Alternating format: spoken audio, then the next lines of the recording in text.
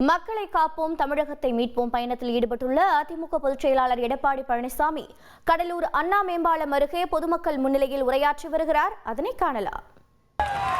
வேளாண் பெருமக்களை வாழ வைத்தது, விவசாயிகளை வாழ வைத்தது, விவசாய தொழிலாளி அவளுக்கு விலையில்லா கறவை மாடு, விலையில்லா ஆடு, விலையில்லா கோழி எல்லாமே நிறுத்திட்டாங்க. இதுல என்ன பாவம் செஞ்சாங்க? ஏழைகள், கிராமத்திலே வாழுகின்றவர்கள் இரவென்றும் பகலென்றும் மழையும் வெயிலையும் பொருட்படுத்தாம இந்த வெயில்ல உழைக்கின்ற அந்த பெண் தொழிலாளிகளுக்கு கறவை மாடு கொடுத்தோம், விலையில ஆடு கொடுத்தோம், நான் வந்து கோழி கொடுத்தோம். அதையும் நிறுத்தப்பட்டு விட்டது. மீண்டும் அம்மாவுடைய ஆட்சி மலர்ந்தவுடன் அந்த ஏழை பெண் தொழிலாளிகளுக்கு விலையில கறவை மாடுகள் கொடுக்கப்படும், ஆடுகள் கொடுக்கப்படும். நீ எதை நிறுத்தினியோ அதெல்லாம் நான் கொடுப்போம். அதிமுக ஆட்சியில மக்கள் நலன் சார்ந்த திட்டத்தை நிறுத்தினதை மீண்டும் தொடருவோம். தாலிக்கு தங்கம், அது என்ன உனக்கு கஷ்டமா இருந்தது? இன்றைக்கு திருமண வயது அடைகின்ற பொழுது பொருளாதார சூழலின் காரணமா திருமணம் தடைபடுகிறது. ஏழை குடும்பத்தில் பிறந்த பெண்கள் உரிய நேரத்தில் திருமணம் செய்ய வேண்டும் என்பதற்காக அம்மா அற்புதமான திட்டத்தை கொண்டாந்தாங்க. 25,000 50,000 திருமண உதவி திட்டம்.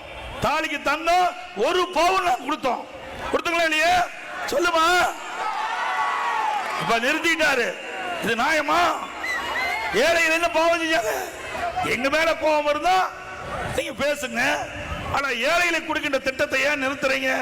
மீண்டும் அம்மாவுடைய அரசு மலர்ந்தா இந்த திட்டம் தொடரும்.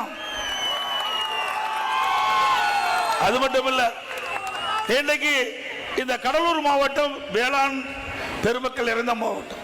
அதை நம்பி விவசாயி இருக்கிறாங்க, விவசாய தொழிலாளி இருக்கிறாங்க. இந்த ஆட்சி வந்த பிறகு விவசாயிக்கு ஒன்றும் செய்யல, விவசாய தொழிலாளிக்கு ஒன்றும் செய்யவில்லை.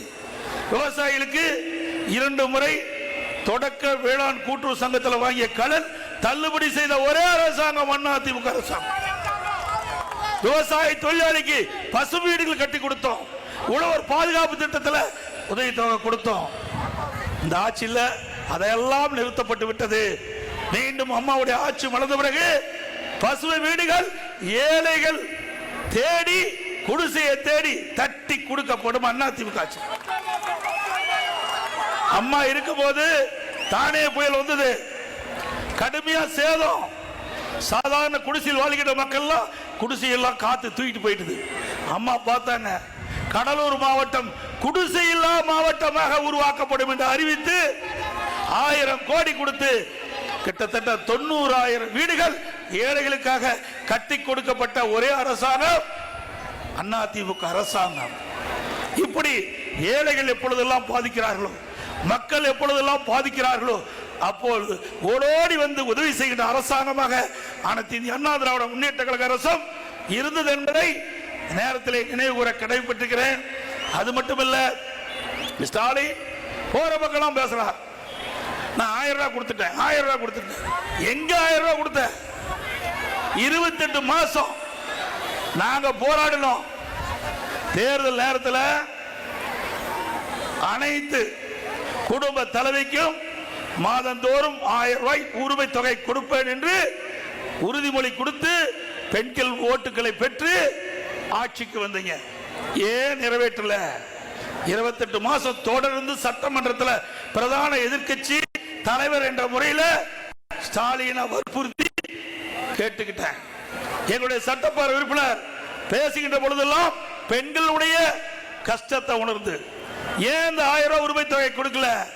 கொடுத்தப்பட்ட வாக்குறுதி நிறைவேற்ற நாங்க பேசணும். அதிமுக பொதுக்கூட்டத்தில் முழுவதும் பேசணும், பத்திரிகையில வெளிப்படுத்தினோம், ஊடகத்தில் வெளிப்படுத்தணும், அறிக்கை வாயிலாக வெளிப்படுத்தணும். கொடுக்கவே இல்லை. 1000 ரூபாய் உரிமை தொகை கொடுக்கல. கழிச்சு கொடுத்தப்பட்ட வாக்குறுதி நிறைவேற்ற நாங்க பேசணும். அதிமுக பொதுக்கூட்டத்தில் முழுவதும் பேசணும், பத்திரிகையில வெளிப்படுத்தினோம், ஊடகத்தில் வெளிப்படுத்தணும், அறிக்கை வாயிலாக வெளிப்படுத்தணும். கொடுக்கவே இல்லை. 28 மாதம் கழிச்சு தொடர்ந்து பேசுகிற காரணத்தினால ஏதாவது பெண்கள் இடத்திலிருந்து எதிர்ப்பு வந்து விடுவோம் என்று அஞ்சி அப்புறம் தான் கொடுத்தான். பெண்களுக்கு இறக்கப்பட்டு கொடுக்கல, நாங்க வற்புறுத்ததுனாலதான் உங்களுக்கு 28 மாசம் கழிச்சு அந்த 1000 ரூபாய் கொடுத்த முதலமைச்சர் இன்றைய முதலமைச்சர் ஸ்டாலின் அவர்கள். அது மட்டும் இல்ல, இப்போ சொல்றார் விட்டு போனவர்களுக்கு விதியை தளர்த்தி மேலும் 30 லட்சம் பேர் கொடுக்கறாங்க. எதுக்கு கொடுக்கிறாரு? திமுக மக்களிடத்துல செல்வாக்கு இழந்துட்டாரு.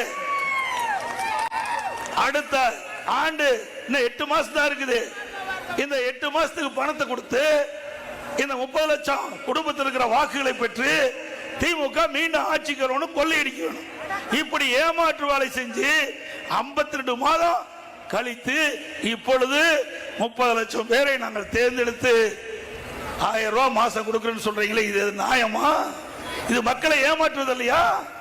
உங்கள் தந்தி ஒன் தொலைக்காட்சியில் அண்ணாமலை தினமும் மதியம் 12 மணிக்கு காண தவறாதீர்கள்.